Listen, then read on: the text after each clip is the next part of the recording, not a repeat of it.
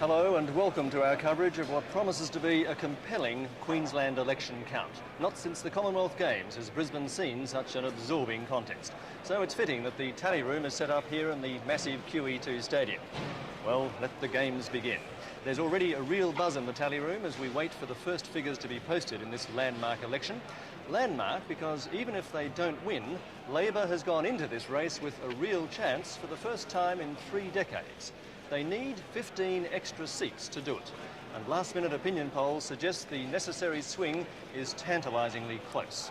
These next few hours will tell us if Queenslanders have had their fill of Conservative government or if they're simply content to force the Nationals to club together with the Liberals in a sort of mutual loathing society.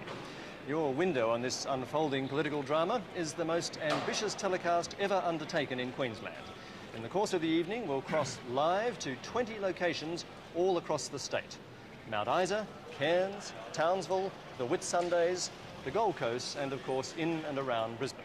The ABC even has a portable satellite dish ready to beam us into a big party at a Charleville pub. So there'll be plenty of colour and movement to go with the analysis. But let's get right down to tin tacks and put our expert panel straight on the spot. Quentin Dempster from the 7:30 report. Will Labor win tonight? Welcome back to Queensland, Andrew. This is a race for 15 seats to change the government of Queensland. I think the Labor Party can get those 15 seats, although the news poll did show that there is a late clawback that we've become used to in these sort of affairs. We will see some very big swings tonight. The question is, will they be in the right seats?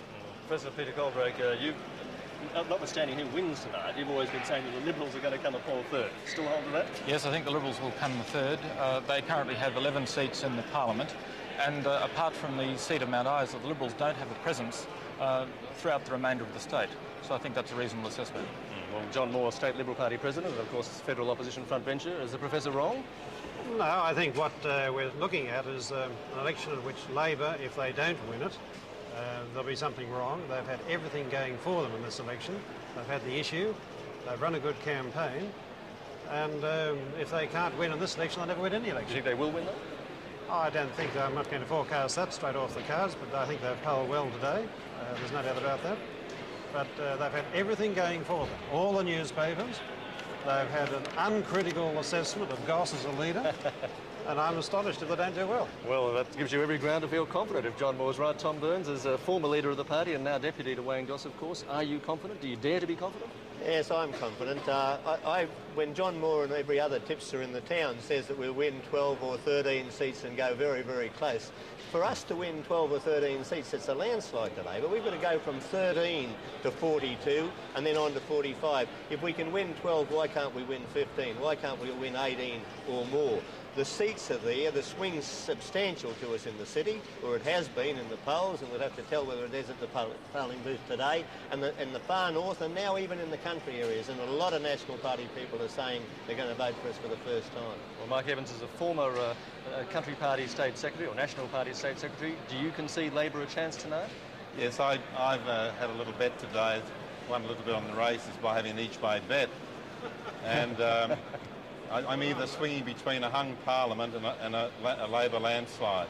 I might add, this is the first election, isn't it, since 1972, that a fellow called Joe Bajelki-Peterson has not been in the contest. I think that's really a factor which a lot of people have forgotten about in reality. I'm sure his ghost is with us tonight nonetheless, Mike Evans. And now throughout the night, of course, we should be able to bring you the latest figures well before they're posted on the tally room board behind me here. Our resident party heavies have a bank of phones, of course, to keep them in constant touch with their scrutineers on the spot in crucial booths in key seats. As well as being half an hour ahead of the official count, the party watchdogs will know just where those all-important preferences are going. To complete our intelligence, reporters Greg Turnbull and Col Wotherspoon are down on the tally room floor to keep tabs on the campaign directors, just in case they know something we don't. So it's the scrutineers who will be first with the figures. Then, as the official count is being posted here in the tally room, it's being fed straight into the ABC computer, which is programmed to instantly reproduce the information in easy-to-understand graphic form.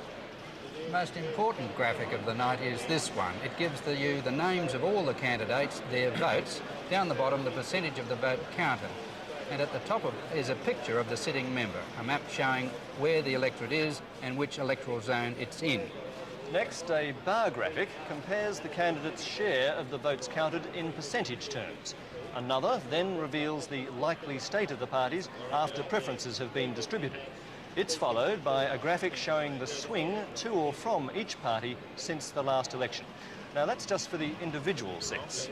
When we look at the whole state, we see the percentage vote for each of the major parties, the swing for each since the last election. And finally, as the results start to build up, our bums on seats graphic showing the way the new parliament is taking shape. Well, now, Peter Colgrate, we're going to have all this information obviously coming at us from every which way tonight. What are we going to do with it, though? What do we need to concentrate on, to focus on, to be able to pick a winner early? Well, of course, there are a large number of safe seats held by the respective parties, and really for our purposes we ought to focus on target seats. And Labor would be focusing on probably a first group of 12 target seats, and they appear there. Greenslopes, Ashgrove, Nunda, Stafford, Yeronga and Redlands, all in the Brisbane or near Brisbane area, and also 6 seats spread throughout the rest of the state. If Labor doesn't pick up those 12, it'll be very difficult, because Labor would have a secondary target group of another 12 or 14 seats. But they almost have to win those first 12 to have any chance.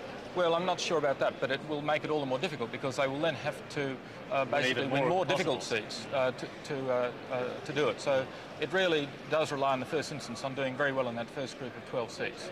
Now, obviously, preferences play a very big part in a Queensland state election. It's not an ordinary two-cornered contest, it's a three-cornered contest in most seats here. How important will preferences be? Preferences are absolutely critical. In 1986, the Nationals were delivered preferences on the basis of the Liberal Party preferences. In fact, about 16 seats in the southeastern corner alone were delivered to the Nationals on that basis. Those will be very important indeed. In the southeast, we'll have a number of very close three-cornered contests, and we really should look at some of the seats, perhaps hypothetically give some figures to show the importance potentially of preferences. All right, that sort of seats, what, like tablelands? Yes, if we chose tablelands first, and we see there we've got a National Party candidate, and I do emphasise that these are hypothetical figures, but you can see in that sort of circumstance the importance of preferences. Now, they wouldn't be Liberal Party preferences in that case, they would be the preferences of the Citizens Electoral Council. But you can see that they're important, and of course the Labor Party has high aspirations or high hopes in that particular seat, with Mr Catarossi contesting, of course, against Mr Gilmore. Does let me interpose at this point to mention that, of course, while there are some figures already coming through, even for that particular seat on the board behind us, those figures we've just had up on the screen are hypothetical figures. They're not the real ones yet. We'll have the real ones soon enough, though. Yes, they're absolutely important. Perhaps we should do a similar thing for a Brisbane seat, the seat of Mansfield. Now, this seat is currently, of course, held by Craig Sheeran, and the Liberal Party preferences will be all important there. Indeed, the Liberal Party has its own hopes in that particular seat, so the important thing will be who comes second in the primary count between Mr Sheeran and Mr Gregg. And perhaps one more seat as a further example of would be the seat of Whitsunday, a northern coastal seat. And this is a rather congested field where the Liberals are standing a candidate, the rugby league referee, of course, Barry Gomersall. But it's also an interesting seat because we've got not only a National Party candidate but also Mr Muntz, the former National Party minister, running. So preferences in that particular seat are obviously going to be confused and critical, but we'll try to unravel them as we go along. It'd obviously be desirable as well to get a look at the statewide trend too, wouldn't it? Yes, it's absolutely important. Now, one can't say that with a certain vote Labor is going to win, but if, for example, at the end of the night we had that sort of figure, then that would be some guide if Labor were to be doing well in all zones. The important thing is that people understand the relationship between the broad figures and the zonal figures, and during the night we will be subdividing those figures as well, so that people have a picture not only of how each party is doing statewide but in the individual areas. OK, I think we're now going to cross to Greg Turnbull in one of the party rooms. Greg? Yes, Andrew. All three of the major parties have established party rooms in the QE2 stadium upstairs above the tally room. Now, it's from here that the parties will receive trends and figures from their party headquarters across Brisbane. It's also here that in the course of the evening the three leaders will come to their respective party rooms, and in the event of a clear-cut result, it's from here that the party leaders will descend to the tally room to claim victory or concede. We'll keep you posted. Thanks, Andrew. OK, Greg, thank you very much indeed for that. Well, back in the tally room here, there's all action behind us. There are figures going up all over the board in many seats. Obviously too early for most of them to be meaningful, but we can still, I'm sure, make some sense of things that are happening. What's happening, Peter Colgrate? Well, a number of the country zone seats, fairly safe seats, the Nationals are doing well. For example, in Burdekin, Mr Stoneman And now we have some figures. We don't have any on the computer, but we have some on the board. Mr. Stoneman is doing well. We know that in Logan, Mr. Goss is likely to be untroubled. We have a number of other seats. The early figures from Redcliffe were likely to indicate the sort of close result we'll have later in the night. But really, it's very difficult at this early stage, but they're interesting as they come in. In the next 10 minutes, they'll pick up. Still, I must say, they're coming in a lot quicker than they were last week in South Australia, and we should be able to do something with them very soon. It's obviously a big night for everyone here tonight, involved in the action, but no gig is too big for one person on our team. We cross now to Veronica Glenn Huntley. Good evening. Here's a late news update. Last drinks have been called at polling booths right across Queensland, where the election result is expected to be as tight as a Chamber of Commerce on a Friday night.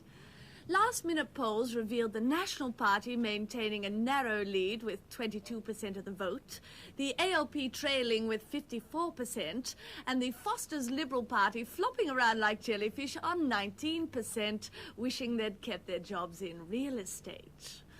Experts, many with reassuring spectacles, predict an early result from the National Party stronghold of Duntheven, where a 10% swing to the Nationals is expected if local business identity Stan Mullet can get the diff fixed on his Mercedes ute in time to give the other 9 electors a lift into town to vote. Counting will be slower in urban areas, such as the Brisbane seat of Joburg, where the 98,000 electors queued patiently all day, wondering if Czechoslovakia would get democracy before they did. Asked whether National supporters should tether their livestock against possible threat from southern homosexuals, a government minister has advised all journalists to go to buggery. The very valuable insights there of Veronica Glenn Huntley. And she's ready to join us at any appropriate moments throughout tonight's telecast. I'm glad to say the figures are coming through, as I said a moment ago, a little quicker than they did last Saturday in the South Australian poll. At one stage down in Adelaide, I thought I'd mixed up these two elections when some rather crestfallen Liberals began muttering about a gerrymander. South Australia actually has a permanent electoral commission, a bit like the one urged on this state by Fitzgerald, to review boundaries automatically and independently. Well, as for the Queensland gerrymander, well, the Nationals prefer to talk about the zonal system. As Quentin Dempster explains, though, whatever you call it, the effect is the same. The trick with a good gerrymander is to turn familiar geography like this inside out to reveal a map of political expediency. The engine room of this gerrymander is to divide the state into 4 zones: the southeastern zone, the western and far northern zone, the provincial city zone and the country zone. In the southeastern zone, the average number of voters is 21,100. In the western far north, there are 10,100. To get more personal, in Labor leader Wayne Goss's seat of Logan, there are 29,199 voters, while in National Party leader Russell Cooper's seat of Roma, there are 8,220 voters. But the true art and creativity of the Queensland gerrymander lies in the provincial cities, where the average number of voters is 21,000, whereas in the country zone it is just 14,500. This means your vote is worth much more a mile out of town than it is in town. That's creative, but the art comes in the way the boundaries have been drawn. The best example of this is the Aboriginal community of Wudjil Wudjil. It's the small island within the electorate of Barron River. Trouble is, Wudjil Wudjil always votes Labor, so it's been put in the safe Labor seat of Cook next door. The reasons for it don't concern me as an electoral commissioner. All I know is that I don't count the numbers in this electorate. I count them in this zone. I count them in that zone. Saying that, there's going to be criticism from this point on, though, that the gerrymander situation that is often talked about still exists. Yeah, but look, as far as I'm concerned, I follow the Act. The criticism can rage on as much as it likes. It doesn't alter one iota the commission I have. My commission is under the Act, and as far as law is concerned, I'm stopping with it. The Nationals were prepared to leave nothing to chance. The law they put into place could only have one result. It has everything to do with staying in power. One senior National brought this home to me when he remarked that to assume the arrangements were based on the notion of fairness was to miss the point. The idea was to stay in office indefinitely. Well, the big question is, can the Labor Party get over that electoral hurdle posed by the gerrymander? Lots of interested spectators here tonight as the figures are rattling up on the board behind us. Some very interested spectators indeed, in fact quite interesting spectators. I've just noticed that Micah Hearn, for example, who is not disinterested, I'm sure, in the outcome of tonight's election, has wandered into the tally room and he's taken his place up there amongst the audience. A few months ago, I suppose, he might have had a more honoured position in such a night. Let's have a look at what's happening at some of the crucial seats in the different zones that Quentin was just talking about. And let's perhaps start with Warrego. Now, Warrego, of course, is way out in the west. The Labor Party has very high hopes of winning this seat, and we are expecting some new figures to come in here in a moment for Warrego. But first, let's cross to Heidi Rexer, who spent the day at Charleville in the heart of the Warrego electorate. I'm not quite sure where exactly you are, Heidi. Where are you? Hello, I'm in the Coronas Hotel, which is in the middle of the main street of Warrego. And the word is that history's going to be made here tonight, Andrew. The publican is going to actually shout the bar. Now, the reason for that, well, the publican happens to be the local ALP candidate, Gordon Harding, and he thinks he's got a fair chance of taking the seat. The seat itself covers a huge area of southwest Queensland. It's about the size of Victoria. Gordon needs a 3.8% swing to win it back for the Labor Party, who haven't had it back since about 1974. We'll be speaking to Gordon in a moment, but before we do, let's have a look at the sort of people and places that make up the electorate of Warrego. Life out here is about distance and sheep. There are lots of sheep producing some of the country's finest merino wool, and not many people. It's Queensland's third largest electorate, but has fewer than 9,000 voters. To service this scattered population, there are enough roads to go all the way around Australia. They stretch from Mitchell near the eastern border as far west as South Australia. Study a road map of the area and one of Warrego's more subtle charms becomes apparent. Who could resist a visit to towns with names like Augathella, Thargomindah, Cunnamulla and Mungalala? Once upon a time it was well, not a hive of activity, but there was activity about the place. But the town at Warrego's heart is Charleville, a big town by local standards, about 3,500 people.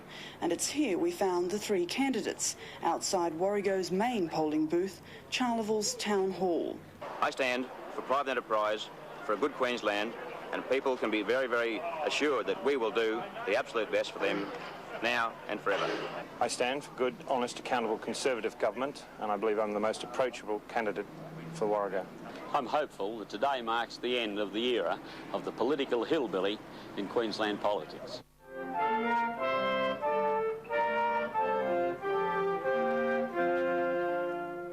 Perhaps the words of that Christmas carol put it best.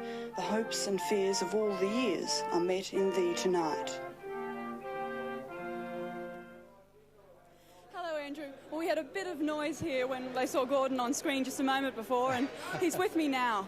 Gordon, hello. You've offered to shout the bar. You're either very generous or you're a very confident man. It's not a matter of confidence. It's a promise that I made long before the results are in. They're not in yet, but we're still hopeful. But it's a matter of I have a commitment to these people, and I'm going to keep it.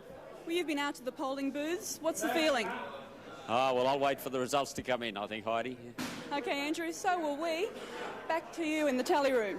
OK, Heidi, thank you very much for that. Heidi Rexer over there in Charleville. Perhaps it'd be an idea to get him to shout the bar early before the figures do come in. I'm not suggesting that he's going to lose, but I think if I was thirsty, man, I'd be wanting to make sure I got in quickly. How is it going out in Warrego, Quentin? Well, we've got some figures in, but he's going to have to wait. We don't know where they're coming from, but about 18% of the vote counted, and as you can see there, Howard Hobbs, the National Party member, is out polling Mr Gordon Harding at this stage. It's too early. Of course. Peter Coldreck, are there any other figures that you could possibly call up while we're having a look quickly at those percentage votes there? They are very early, as we suggested, and less than 20% of the vote counted in Warrego. Are there any other seats that you can do something with at this stage? I think we should have a look at Redlands. It's, of course, currently held by Paul Clausen, who, of course, was associated with the change of leadership a little while ago, and is, of course, a minister. And on those figures, of course, he would be somewhat disappointed with those early figures. Only 4% counted, but I think we'll be watching that seat very closely. Indeed, the Liberals would be buoyed by those, but it is far too early to talk in a serious way about the seat. It's one of the seats that Labor is particularly wanting to get, though, isn't it? Yes, it is a seat that would be important to Labor's strategy. Well, here's the primary percentage, and as you can see there, the Labor Party is getting 48% on primary vote. and, well, it's looking very good for the Labor Party. Mr Clausen must be must be a little bit nervous at the moment. While you're calling up another seat there, we know that Sir Joe Bjelke-Petersen is also wandering into the room this evening. Another former Premier. We saw Micah Hearn a moment ago, and there's Sir Johannes popping up on your screen, another very interested observer of proceedings here tonight. Any other seats? Well, I think we should have a look at the northern seat of Flinders. Flinders is important to Labor's electoral strategy. It's a seat which extends from Charters Towers through to Cloncurry, and Bob Catter Jr. is facing a strong competition in the form of Noel Robertson, the chairman of the Cloncurry Shire Council. Of course, Mr Catter's own prospects may be assisted by the presence in the field of a Liberal, Mr Pursehouse, who's a jeweller and former mayor. On those particular seats, on that particular count, you can see that Mr Robertson is ahead, and I think we should look at that in percentage terms and perhaps even try on an early basis to do a two-party preferred split would be useful. On those figures, Labor looks to be going well, but the percentage of vote is still, well, it's less than 10%. It really doesn't mean that much. It's going to be a close contest all night, I suspect. But okay, it does again indicate another swing. A substantial swing to the Labor Party. Still very early, but obviously we'll be watching that one very closely. Nonetheless, I suppose Wayne Swan of the Labor Party will be watching this with great interest. He'll be a little buoyed by those figures, and we can cross to Wayne Swan now on the party room with Greg Turnbull. Well, Wayne Swan, as the campaign director for the Labor Party, how early do you expect to be able to detect a trend? By about 7:30. The early indications are they just based on optimism on the part of people around the tally room? Well, the very early indications are quite encouraging, but it's just too early. What are your indications then from polling booths around the place in Brisbane today? A very supportive mood, people saying that for the first time in their life they're going to vote Labor. What about the talk of the last-minute Conservative swing? I don't believe that. I believe that we maintained and increased our support during the final days of the campaign. Wayne Swan, thanks very much. Thank you. Greg Turnbull, thank you very much for talking to us there. Greg Turnbull with Wayne Swan down there. And we're going to head up in a moment to have a look at one of the seats in the country zone, but I think Peter Coldrake wants to have a chat first of all about a couple more figures that are coming through here in the southeastern zone. Well, there are a number of very marginal Liberal seats in Brisbane, and I think we should look at those. Nunda, currently held by Sir William Knox. The figures may be early, but it might be an early guide. It might nevertheless be a preliminary guide to us. 4% of the vote has been counted there. On that particular basis, if we convert those raw figures into percentages, you'll see that the Labor Party vote is up by about 10%. I'm sorry, I've been a little premature in terms of the graphics. But the ALP vote is 53.9 in primary terms, but it's early. I don't think we should make too much of it, but perhaps we should look... Sorry, Quentin. No, it's running at about a 14% swing against the National Party, I think coincidentally. I think we should look at another Liberal while we're in that group, and that'd be Yeronga. Can we get the Yeronga? There we are. This was a seat recently vacated by Norm Lee, a veteran Liberal parliamentarian, and in that seat, Mr Foley, Matthew Foley from the Labor Party, is scoring very impressively, and it looks as though, well, although it's only too early at this stage, but he's a commanding lead. He's looking good for the night. It's starting to be a useful percentage of vote counted, though, 11% in that seat, and as you can see, a very big jump in terms of Labor's vote. Labor polled 41.4% primary terms in this seat at the last election, and perhaps one more Brisbane seat. Could we look at Mount Cootha? It's another Liberal seat held by... While we're waiting for the Cootha to come up, there was a bit of concern, wasn't there, amongst Liberals in the seat of Yeronga about Norm Lee's rather late departure from that seat. It put a lot of pressure on them. Didn't get their Liberal candidate into the field early enough. Indeed. OK, have we managed to get that one you called up? Mount Cootha, yes. Yes, I think that's an important contest tonight on those primary figures, but there's only 7% of the vote counted. That's obviously a very good start indeed for the Labor Party. That is a sort of seat where you're going to have sort of bifurcated results. But if we look at that in percentage terms, you'll see that is an encouraging start for Labor, but an early start. OK, let's now go up the coast a bit. We'll have a look at a country zone seat soon, I promise you. But first of all, let's go up the coast to Whitsunday, the provincial city seat, of course, and it's open to all sorts of possibilities tonight, following the recent resignation of National Party stalwart and former Minister Jeff Muntz under the cloud of investigation, like so many of his colleagues, by the Special Prosecutor's Office. Muntz is back in the fray as an independent, though. The Whitsundays, tourist mecca and a focal point for many statewide issues. The residents of Airlie Beach cry out for more tourist development, while conservationists warn of danger to the Barrier Reef Marine Park. Rumours of deals with real estate developers are never ending, and unemployment is high beneath the swaying palm trees. Behind the coast, a far less glamorous sugarcane industry supports the town of Proserpine. Voters here can be split into Conservative farmers and Labor-oriented mill and field workers. Mackay's northern suburbs provide the third major population centre and most of the candidates. The seat was held by the Nationals, and before that the Country Party for decades. According to all his opponents, Jeff Muntz was never a popular member and isn't expected to take a big personal vote with him. He will take a big superannuation payout. Former international rugby league umpire Barry Gomersall was the Liberals' first high-profile celebrity candidate. He's not concerned about a three-way split of Conservative votes with Muntz and the Nationals' Rob Dawson. A local radio station manager, Dawson is campaigning on the government's efforts to clean up corruption and its promotion of tourism. The ALP candidate, Lorraine Bird, expects preferences from independent Jack Egan.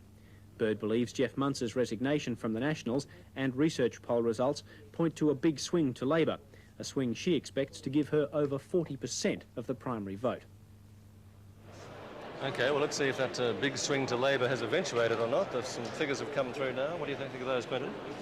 Well, it's only 7% of the vote counted in Whitsunday, and the National Party is going, Mr Dawson, Robert Dawson is going very well on these early figures, and under these circumstances Mr Muntz will certainly assist him in that. The Lorraine Bird, the Labor Party candidate, is scoring, as you can see, 34% of the vote. That is a drop on the vote in the last election. OK, well, look, we'll obviously wait for more meaningful figures to come through, but two people who'll be watching it more closely than most of us, I suspect, tonight are, in fact, a couple of the candidates up there in Whitsunday. We're managing to cross now to Robert Dawson of the Nationals and Lorraine Bird of the ALP, both up there in Mackay. Hello, folks, how are you?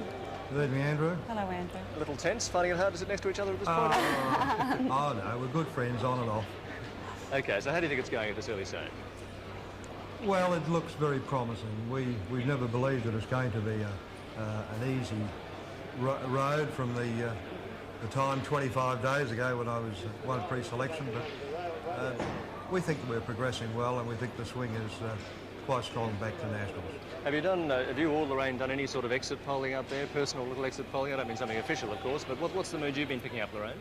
Well, the mood's been very good, and it's certainly swung to Labor. Right up until perhaps the last few days, the indications were that we were right on target. However, it may not be that on this very last day. Well, Barry Gomersall is scoring us a good vote for the Liberal Party. He's 322, but he's still trailing the National Party, and there's still a way to go, and Mr Gomersall must be hoping that he can make a major thrust as the new figures come in. Yes, I know a lot of our southern viewers will have a particular interest in the future of the butterfly, sorry, the grasshopper is, isn't he? The grasshopper, the Rugby League State of Origin referee for so many years, caused a lot of controversy down there. We'll leave Mackay for the moment, and I would like at this stage just to go over to Mike Evans, who I think, Mark, you with us, has got some figures through on Warrego from your scrutineers. Yes, I just had a talk to Howard Hobb, the sitting member. He's got figures in from 5 booths and showing his vote has increased on this time of the last election, so that's a very interesting trend so early in Warrego. How many votes there? Do you have any idea of the percentage? He didn't give me the total number of votes, but certainly it's an interesting trend. OK. Well, one of the National Party heavyweights who's had much less public impact on this campaign than usual is State President Sir Robert Sparks. His first appearance of any significance was earlier this week when he demonstrated his doubts about the outcome with an appeal for a Conservative coalition. But even before then, he'd muddied the waters in the fairly new electorate of Nicklin, a reasonably safe national seat, by yet again imposing upon the party a candidate its local management hadn't wanted. Now, that seat could well have gone Liberal. Nicklin takes in Queensland's Sunshine Coast just north of Brisbane. It has a mix of tourist resorts, beaches, farming areas and towns such as Buderim, where many retired people have settled. The seat was created 3 years ago and won by Brian Austin, who defected from the Liberals to become a National Party minister in the same year. The National Party president, Sir Robert Sparks, was accused of forcing Mr Austin, who didn't live in the area, onto the electorate.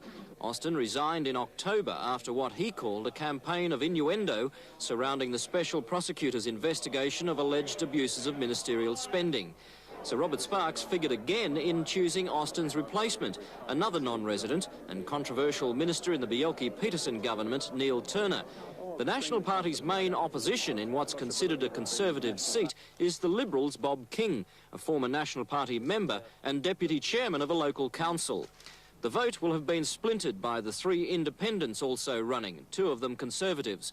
Labor has a well-known local candidate, a doctor, but with a primary vote of 28% last time, it would have been difficult for the party to win. The most likely result was for the Liberals to win on preferences because of the general rundown state of the Nationals' electoral standing and the repeated interference in local selection procedures by party president Sir Robert Sparks. We can't enlighten you too much on what's happening in Nickel and Jet. We haven't got any meaningful figures through on that at all. But I think at this stage we can probably start to make some sense, can't we, Quentin, of the statewide position. Can we get a statewide trend up, please? The statewide trend there? There we go. Well, with 8% of the vote counted, the Labor Party is scoring 51.9% statewide. This is the Liberals 19.9%, the National Party 25.2%. Any comment, John Moore? I reckon that before you do, that Tom Burns would want to quit and go ahead right now, wouldn't he? Quit while you're ahead, get home? Oh, no, 51% of the vote. No, I'll hang on. I think it's got to get better than that. I hope it's got to get better. I'll keep my fingers crossed. OK, sorry, John Moore, where do you think it's going? Well, I think quite clearly we're polling poorly in the city. There's a number of those seats are a surprise to me at this stage. Nunda in particular. Mount Coother's another. Which are doubtful, but on the other hand, we're polling quite well on the Gold Coast, and that North Coast seats, I'm looking forward to seeing the Nicklin count, which hasn't come up yet. Well, nothing in yet. No, still waiting on Nicklin. It will be interesting to see how it's going. What are you thinking of things as they go at the moment, Mike Hillin? I think the results in the city of Brisbane quite could indicate how compartmentalised the figures are now. Yes. The southeast corner was always a real problem for the Conservatives. We are now finding the sheer weight of the Fitzgerald inquiry, the corruption issue is coming through loud and strong in the southeast corner. No doubt about that. Would suggest that the Conservatives the Conservatives campaigning, or certainly the National Party's campaigning, wasn't any good at all. It wasn't able to fight that off. Well, I think they tackled the issues as their research showed it. There were many people in the party who believed that the corruption issue could have been turned into a plus. After all, Russell Cooper was the man who fought hard on the corruption issue. And I think they could have turned it around to their advantage that way. But there's no doubt, we've had a report in from the Gold Coast, Tom, that the National Party vote is down 50% across the board. How much on last year's last election's figures. And I don't know how many have been counted. That's the thing we've got through just recently. Oh, gee, it's looking interesting. Is it too early to start making some predictions, gentlemen? Well, I think if you're looking at the figures at the moment, the early trends of 7% of the vote counted, you are looking at a two-party preferred swing of about 10 to 11% for the ALP. Yes. Should be enough, Tom, which is putting it on target. Yes. Just about be enough, Tom, wouldn't it? 10 or 11%? Well, it depends on where that 10 or 11 currently. People like Bill Press ring in and say that he's got about a 10% swing in Gladstone. They're talking, Len Ardell has had a 9% swing in that Sunnybank Hills area. They're good Labor areas, Tom. It's the target seats. It's the target seats you want, isn't it? Yeah, that's right. Well, some of them are too small yet to count, really, to argue about. Well, but a lot of Liberal seats look good for us at present. Looks good for you in Brisbane at the Liberal Party's expense. Countries doesn't look as good, and the North, the figures are a bit early, but the North doesn't look as good as I was hoping. You're looking pretty worried, John Moore? I would agree with what Mike Evans says, that, the crunch has been on the Liberals in the metropolitan area because of the corruption issue. We've paid the price for the Nationals' corruption. And that was inevitable when you get to the three-way squeeze. Our problem always was to meet a demand for change when the Liberal Party credibility fell apart. And that has been the answer here in these electorates. So you failed to distance yourself. Of course, the last week or so of the campaign was a bit muddy, wasn't it, as to how distant you were from the coalition partners, or not coalition partners at the moment, but whether you were going to get back into bed with them or not. You think that's hurt? That was made that way by the Labor Party campaign to vote for the Liberals and to vote for the Nationals. But there was never any doubt as to where we stood on the matter, but the Stanthorpe statement did make a difference. OK, well, let's start to look at some more individual seats again. I think perhaps at this point we can have a look at the seat of Mount Isa. The seat of Mount Isa, got some figures up there? Yes. There's, of course, a very popular local candidate, Peter Beard, There's a great contest going on in Mount Isa. It's one of the target seats for the Labor Party, and they're expecting a victory in that seat. They're doing very well on those figures. It looks as though they might get it. I just loaded some later figures on Mount Isa, then the computer. The Labor Party voted 61.7%, which is exactly the same there, but there's more votes counted. They've had 5,000 votes counted on my figures. So they're maintaining that 61 point... Very substantial swing for the Labor Party. There's 21% of the vote counted, and you'd have to call that for Tony McGrady at this stage. Do you have a swing chart on that one? Can we have a quick look at the swing there in Mount Isa? Is it possible or not? Yes, it's pretty significant, isn't it? 16.5% to the Labor Party. Well, goodness. with 20%, that's not a bad sample either. OK, let's go to one of the Brisbane seats, of course, which is very crucial in this election, Mount Cootha. Currently held by the Liberal Party, I think.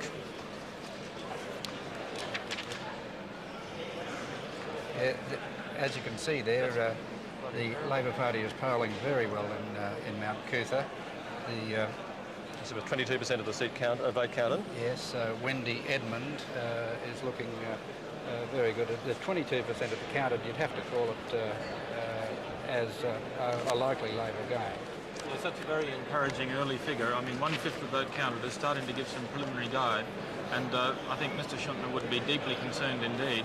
And I think the Labor Party has really regarded that particular seat as almost tiger country on a two-party preferred basis. That's just a very comfortable win. If those particular figures continue, you can see the appalling collapse of the National Party vote in that particular seat and the corresponding increase of Labor support. So a very good early guide to prospects in the metropolitan area for Labor, I suspect. Let's go back and have a look at the seat of Yeronga at this stage too, because that's looking fairly difficult for the Liberal Party a moment ago. How are they going now? We don't have, well, those figures are the same as they were a moment ago, so it might All right, well, let's move straight on then to the seat of Sherwood if we can, if we've got Sherwood available, and see if we've got some progress there. A very safe seat, of course, for Angus Innes, but on those figures, not so safe. Well, in actual fact, I think what might be coming in there is some of the western parts of that particular seat, because I don't think that Mr. Innes is going to be seriously worried. He'll probably be checking what booths those particular results are coming from. Mr. Pike is definitely one man who would like to quit now while he's ahead, wouldn't he? Yes, I think Mr. Pike would be absolutely delighted with that figure, but it's very, very early and I suspect totally unreliable. I think we might be able to cross out now to Ross Gardner out at Mount Gravatt. Can we cross to Ross at this stage? Thanks, Andrew. I'm at a polling booth in Logan Road, Mount Gravatt, a seat held for the Nationals by Justice Minister Ian Henderson. Mount Gravatt is one of Brisbane's Bible Belt seats on the south side. Last election, Mr. Henderson polled about 36% of first preference votes at this booth. This time, he's polled only 21%. It appears there's been a swing of about 15% against him on first preference votes at this booth. With me, I have Mr. Sean Ryan, a scrutineer with the Australian Labor Party. Mr. Ryan, on the basis of votes counted here, it seems a good result for the Labor Party. Very good result for the Labor Party in first past the post. Of the 666 votes just counted, Judy Spence, the candidate, received 334.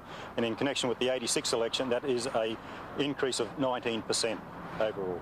At the last election, Henderson was elected on Liberal preferences. Has there been a leakage of Liberal preferences to the Labor Party? Very slightly. Of the Conservative vote in connection with Henderson, we have only received 3.5% leakage. So there you have it, an early trend in Mount Gravatt, where Justice Minister Ian Henderson may be battling to hold on to his seat. Back to the tally room, Andrew. Thanks very much indeed, Ross. And indeed, he may be battling to hang on to his seat because there seems to be a huge swing on to the Labor Party right throughout Brisbane at the moment. Perhaps we should get some quick comments from the panel on this as well. The gentlemen, they're all very excited looking at the board over here. There does appear to be a huge swing, does there not, to the Labor Party in the Brisbane area? Yes, there's clearly a very substantial swing, and there'll be some Liberal seats come to us. And if you look at some of the provincial cities, Townsville, you know, there is a good swing to us there. Barron River, a good swing to us there. There's a lot of seats looking as though they'll fall to us at this time, but it's very, very hard to predict on some of the figures, but the Brisbane vote is remarkable. John Moore, I know you were expecting things not to be too good in the Brisbane debate, but much worse than you feared? It's the vote in the heavy Liberal areas has gone more to Labor than the marginal areas in this election, which underscores the great desire of the Liberal Party to get rid of the Nationals for the corruption issue. That's the key to it. We've paid the price for that in the metropolitan area. Well, the way things are going, it looks like the Nationals will be gone tonight, doesn't it, Mike Evans? Yes, on those figures, I mean, the National Party vote is at 23.7. It looks as though we're heading for more than just a hung parliament at this stage. I might add in the interesting figures, though, in the country, the National Party vote is only down 9%. But it's once again the southeast corner is where all the action really is. And where most of the seats are, Mike, to be said too. But Mike, the Labor Party has an increase, in substantial increase of 13.5% in the southeast, 4.1 in the provincial cities, 3.5 in the country, and 9.9 statewide. In all areas, the Labor Party is scoring much better. I realise that. I'm making the point, though, again and again, that the southeast corner, 51 seats in the parliament, that is where it is all going to happen, and it's happening right now. The Nats own 23 of those seats in the southeast. Nats had 23, and at the moment, I must have a little count and see what's happening there. Well, there's a 19% swing against the National Party in the southeast corner, so it's looking very bleak for them indeed. OK, we're now going to conclude our federal audience in this telecast, coming to you live from the Queensland election tally room, and I can tell you that things are right on track here for the Labor Party. They came in tonight needing an extra 15 seats to have any chance of government. To do that, with the electoral gerrymander here, it was estimated they would need something between 6 and 8% swing, and it now looks quite clear that they have definitely got that sort of swing. In fact, we're looking at the figures here in the southeastern corner, which has, of course, most of the seats in this state. The swing is 13.5% to the Labor Party. The National Party in the southeast corner has had a swing against it of 19%. These are staggering figures indeed, Quentin Dempster, aren't they? Yes, they are, and I think we're a bit more than a hung parliament, as Mike Evans said earlier. We've just got to tick off the seats and see if they add up to 15. Well, let's start looking at some of the seats as they come through now. There's a seat of Redlands. We have a look at the seat of Redlands.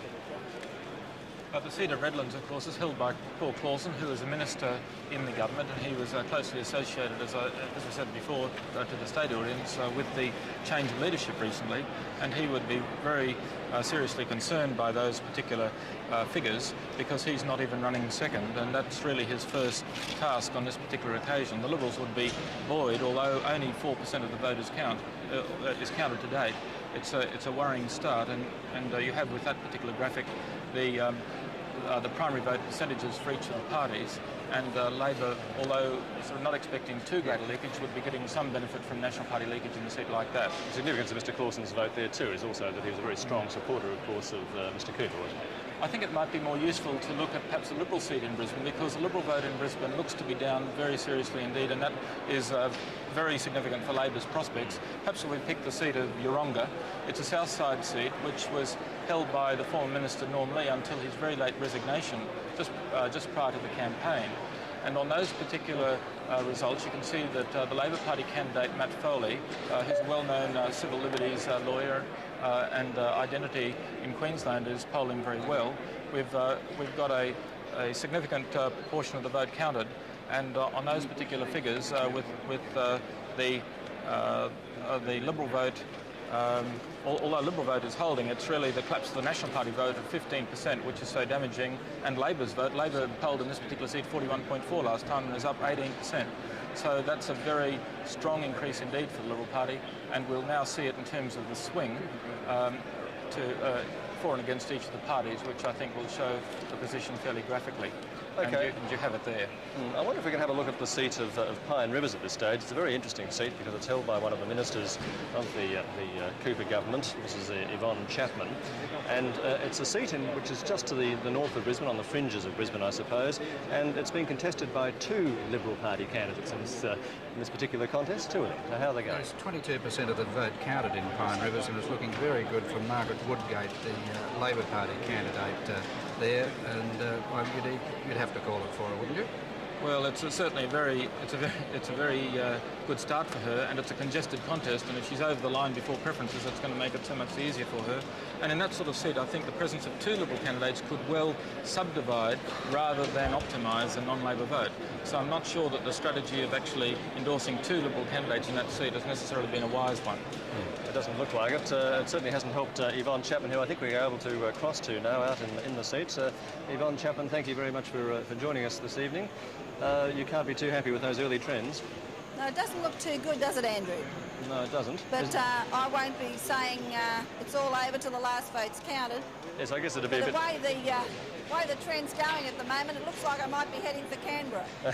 You're going to stand, Yvonne. You're going to seek a federal seat now. Oh, well, we're looking for someone fairly reliable in Fisher. And I've just been speaking to a few people, and I've spoken to my husband, so if we don't get it this way, we'll get it that way. And believe you me, the Labor Party in Canberra is a lot to be desired. You're sounding so like... here we come. It does sound a bit like a concession speech, I think. A very fighting one, nonetheless, but a concession speech. I'm never out till the count's down. I've got too many people depending on me. Have you only been watching your own count here? I wonder if you could ask Corky when he's going to call another election. I'm sorry, say again, Yvonne. Can you ask Bob Hawke when he's going to call his election? It's just that I want to fit a holiday in before I get back to work. Well, it'll be in a few months' time, I think. Do you think it'll be? Oh, right, yes. Yeah. OK, you must be pretty disappointed about the way things are going out there just finally. I mean, I don't know if you've just been watching your own figures or not, but it seems right around right around Brisbane in particular, the National Party is taking a real drubbing here tonight. Yes, it's a pity that that's happening because I believe that they've come through everything pretty well over the past few weeks, but at the same time, I think that no one will be saying it's all over till the count's down. OK, Yvonne Chapman, thank you very much for joining us this Andrew. evening. We'll probably come back to you later in the evening when things are looking a little more clear for you. Bye-bye now. Well, we now welcome the rest of Australia to this Queensland election telecast, and the news is that the Labor Party is right on track to become the first Labor government in this state for something like 32 years. They've been that long out in the wilderness, but they're getting huge swings here tonight. Certainly in the southeast corner, particularly in Brisbane, where most of the seats are in Queensland, of course, they have so far managed to get a swing against the National Party of 19%. And towards the Labor Party of something like 13.5% here in the southeast corner. But looking at the statewide results, Peter Coldrake and Quentin Dempster are with me. Gentlemen? Well, I think we're looking at a change of government. As you indicated, it's just 7:20. We didn't think it would be this early before we could call it. But I think there's some concern about looking at the 12 seats, 13, 14, 15 seats that they need. Out of the possibles that we'd identified, we could count Mount Cootha, Mount Gravatt and Pine Rivers, which Mrs Chapman, the National Party minister there, has virtually conceded with 22% of the vote counted. I think we can count to 15 now, Peter Coldrake? Yes, I'm a little cautious, though, Quentin, because the results in Warrego in the far southwest, about 40% of the vote has been counted in Warrego. Now, Labor has picked up from the earlier position, but is not in front in that particular seat. And remember that Labor not only has to win the first group of 12 seats, it must win also several of the others. Now, it looks as though Brisbane is lying down for Labor, but really we just have to make sure of the arithmetic, and I think in the next 10 minutes, quarter of an hour, we've got about 20%. We've got 20% of the statewide vote counted so far. In about 20 minutes' time, I think that figure will be augmented. The Labor Party swing significantly, though, in the last 10 minutes has increased. So that's interesting for them. It's now running 11% statewide. OK, we might be able to come back and look at some of the wider figures than just the Brisbane area, as you suggested, in a moment. But first, we managed to get hold of Mike Ahern. He's with Cole Wotherspoon, a very interested man, obviously, Mike Ahern, in the outcome of this election. Mr Ahern, is it late enough, or is there enough votes in at the moment to pick up any sort of trend? It's early days at this stage, but there is a disturbing move to the Labor Party in southeast Queensland, particularly in metropolitan Brisbane and in the provincial city seats up and down the coast. At this stage there could be about a dozen seats in danger. Whether that's enough for the Labor Party to form a government at this stage, I'm not prepared to guess, but certainly the predicted move to the Labor Party in southeast Queensland and the provincial cities is definitely on. But in the provincial and country areas, do you think that is there a swing evident there at the moment? It's not as strong in the country areas as predicted, no. It's in metropolitan Brisbane and in the suburbs and in the provincial cities, and it's very strong. What does it mean? What is the electorate saying to the National Party at this stage? Well, it's too early to make those interpretations, I think, but there's certainly a message there for Conservative parliamentarians. There's also a number of the people who opposed you in the second coup. Their seats may be gone. Pine Rivers, Aspley, Greenslopes. Do you think the electorate is saying something about instability in the party? Well, that's been one of the issues, certainly, but we'll have to sort of draw those sorts of things together at the end of the day and put it all together again. So you haven't given up government at this stage? Do you think it's not at this too early? stage? It's too early to predict, but the predicted move to the Labor Party is certainly there, and later in the night we'll be able to quantify it completely. Right. When do you think you'll be able to call it? About another half an hour. Okay, thanks very much, Mr. Thank you. Back to you, Andrew. Thank you very much indeed for that, Cole. Former Queensland Premier Mike Ahern there resisting the temptation to say that the message to the National Party might be bring back Mike Ahern. Let's see how they're feeling in the Labor camp. I imagine quite jubilant. Let's go over to Greg Turnbull, who's with Wayne Swan, Labor Party.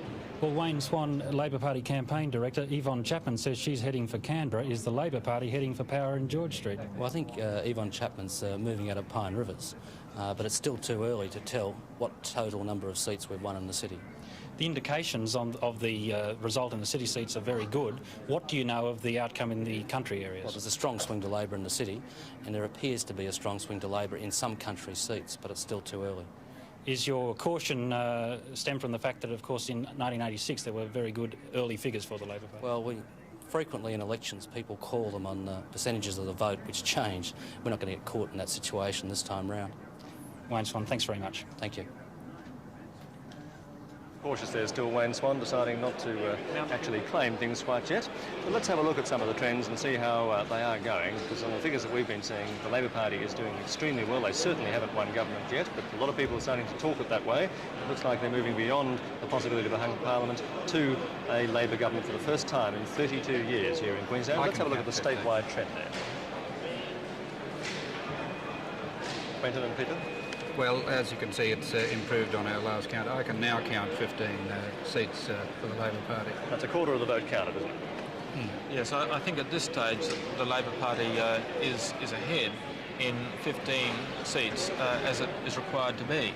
But I think we should be very careful, because the former Premier Mike Ahern has already made the point that the drift to Labor in the Western and Far North and in the country zone itself is a relatively modest drift, and Labor would be hoping, both psychologically as well as electorally, to do fairly well in those areas. I think that the Labor Party would prefer, if it's going to win government with 5 or 6 gains in Far North Queensland and in the Sugar Coast. Yes, we shouldn't forget, should we, that when people have been talking hopefully about a landslide to Labor in this election, they need a landslide, don't they? And that's the only way they're going to get in. They need something. Well, 15 seats, it's a lot of seats to pick up. Exactly right. Perhaps 10%. Yes, it's a very big task, and it's one which requires a complement of both southeast Brisbane, coastal as well as northern seats. And of course, as I said, I think Labor would really like to win some seats in the west. Okay, let's look at some of the seats close to home here in Brisbane. Can we get some seats in Brisbane, the trends in Brisbane? I think we should start with Ashgrove, a Liberal-held seat in the western suburbs, held by Mr Alan Sherlock since 1986. And it's a rather large field. We have an independent who's an airline pilot, as well as the National Party, another independent, and Labor. Of course, on those particular figures, that's a good result for Mr Forrest. He's worked that particular campaign very hard. He's over the line without preferences on the basis of 20% of the vote almost counted.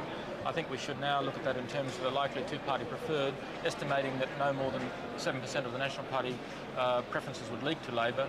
That would certainly be a good game for Labor, but again, see the colossal drop of the National Party vote. Indeed. Before we go on to another particular seat, individual seat here in Brisbane, I wonder if we could try and get an overall trend for the Brisbane area, because I think it should be quite instructive. There does appear to have been a major swing against the National Party, certainly, and towards the Labor Party here in Brisbane. Yeah, well, in the Brisbane area, the swing to Labor on primary vote terms is 12.2%. And the The National Party, on the other hand, is down by 13.7. So there's been a corresponding thing between the two. The Liberals are up very slightly, but of course the Liberals are really dead in the water because they can't rely on National Party preferences. A combination of the two. The National Party vote is so low, it's just not being able to get the Liberal Party across the line. Yes, it's an awful vote for the National Party in the metropolitan area. OK, do you want to look at some of the trends elsewhere in the state? Do you want to go to Brisbane, perhaps, and see what the situation is outside Brisbane, all those non-Brisbane areas? Yes, right. Well, in the provincial cities, Labor's primary vote is up by 5.8%. The ALP scoring 40.9%. Yes, I'm sorry, I wasn't taking it off the graphic. The Liberal position is 24.3, and the National's 29.9. That's 13.5% of the vote counted to date. That's still a 4% swing to the Labor Party, 2.8% to the Liberal Party, and a drop of 20.5% against the National Party. Well, that's very interesting, because Mike Evans was saying before that the swing has been very big in Brisbane. They expected that, but when you get outside Brisbane, to have a 20.5% swing against the National Party is very significant.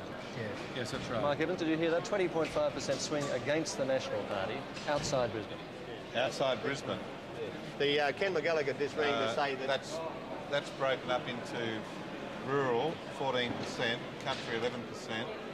I can't see how you can reach that conclusion. Well, perhaps our computer's playing up, but that's what it did say a moment ago, 20% swing against the National Party. It did say on the graphic, but it is an 11% swing away from the National Party. There are some factors, of course, which we need to look at during the campaign. I mean, the question of the Mineral Resources Act, the question of the Water Conservation Act, and those issues played which upset a lot of graziers, yeah. OK. Well, let's now look at some of the, back here in Brisbane, where the big swing certainly has been on. Let's look at some of the seats here.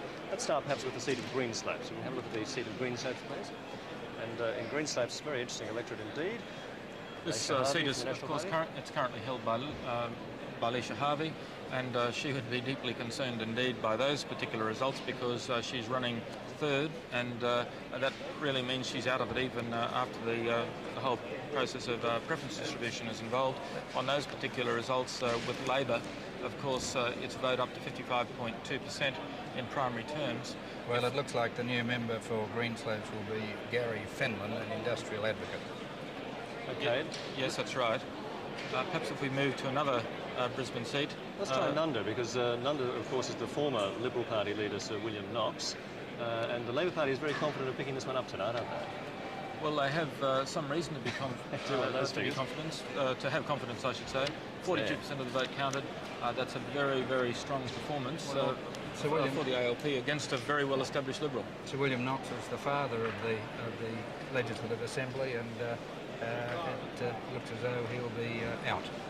He was here even before Sir Joe, was he? It was around about that time, I think. Right. Sir Joe was senior to him at the time. OK. Now to Stafford, another Brisbane seat. Can we have the figures up for Stafford, please? Now, in that particular seat, of course, that's currently held by Terry Geiger for the Liberals, who has shown himself in the past to be a fairly durable candidate. Unfortunately, the figures are very, very early in Stafford, and so those aren't all that useful. I mean, in early terms. If you look behind you there, 5,346 for Welford, 346 for Welford, 2,741 for Geiger, and 891 for the Nat, and 468 for the Democrat. On those bases, that's our seat. Looking very good indeed. You're claiming it off the board, Tom, eh? Huh? Tom Burns, the Deputy Leader of the Labor Party, is quite happy to call that one on the strength of the figures being posted up there on the board at the moment. Let's have a look at the seat of Yeronga, where the Labor Party needed just under 6% of the vote, or a 6% swing, I should say, to capture this vote from the Liberal Party, who weren't helped by the rather late withdrawal from the contest of Norm Lee. Well, that's a very, very strong result indeed for the Labor Party. 80% of the vote counted. You can count Yeronga over the line. Right. It's all over. I don't think we need to look at Yeronga much for the rest of the night. And Matthew Farley is... 58.7% primary vote. That's a very good result, up from 41.4 last time. Very good for the Labor Party. Local factors in that with Norm Lee's decision to quit right at the end of the show. And Matthew Farley will be the new member for Yeronga. OK, let's try Mansfield then, where perhaps there weren't quite so many local factors at play. This is a litmus test seat, isn't it? Yes, it is. Well, this forecast is a very tight one, this one. Yes, it is going to be a tight. It is going to be a tight contest. I guess that Craig Sherrin would be happy that at least he's going to be in the runoff, but it's going to be very close. It will require the distribution of preferences. If we work on the basis, if you look at those figures, and you assume that about 20%, or rather that about 20% of Liberal Party preferences will leak to Labor, then on two-party preferred terms, Labor will just be over the line. Now, it does assume, and our computer has been programmed accordingly, that Labor will receive 20% of those second preferences. But I think that with that proportion of vote counted, that's very encouraging. That's a conservative distribution of preferences that we've programmed into the computer. Yes, well, we believe it's a conservative thing because the figures in 1983 and 1986 have suggested there can be up to 30% in Brisbane of Liberal Party second preferences. Okay, now the neighbouring south side Brisbane seat of Mount Gravatt, which of course is held by the National Party, how are figures going in Mount Gravatt? Well, there the Minister for Justice, Ian Henderson, is a spot of bother. A great deal of bother. Yes, about 1/4 has been counted as is indicated there, and that would be, well, that's obviously very bad news for Mr Henderson because he is running very, very badly at this stage last, but of course only with a small proportion counted, it's always possible that he might recuperate as the night goes on, yes. But the trends elsewhere in the metropolitan area don't suggest that that's particularly likely. Judy Spence, the Labor Party candidate, has a while to wait yet before she can... Yes, but if she maintains that, it won't even go to the distribution of preferences, and you see there the distribution of preferences on the screen with Labor just over the line. You couldn't... in terms of that particular seat, we're assuming about 7% leakage. As you said, a 15% swing against Mr Henderson. That's right. OK, let's have a look now at the seat of Redcliffe, which of course is held for the Liberal Party. Redcliffe just being north of Brisbane, near north of Brisbane. Redcliffe is held for the Liberal Party by Terry White, a former leader who had the indistinction, I suppose, of leading the Liberals to their great debacle in 1983 when they they left the coalition and ended up with just 6 seats in their own right. Terry White's in a lot of trouble. 16% counted. But the trends, as we've seen elsewhere throughout the southeast, he's going to be battling to hold on to Redcliffe. And you can see once again that on that basis, if that particular trend is continued, there won't be required a distribution of preferences. So it's 1/5 counted, but it's not a good start for Mr White. He's got a very strong personal following, and people thought that he might be able to wear the swing. But on those particular figures, one has to be expressing doubt on his behalf. So as it's very clear, the Labor Party at this stage is doing very well in the southeastern zone of this election, and we now thought we might check out, as you say, it's very important that they also do well elsewhere in the state. And we're going to look at some of the northern seats now. I think we'll start with Barron River. Figures for Barron River, where... Well, that's a very strong performance for Dr Clark on these early figures. Dr Leslie Clark, who's well known, of course, in that area. She was closely associated with the move against the Trinity Point development. And in primary terms, she's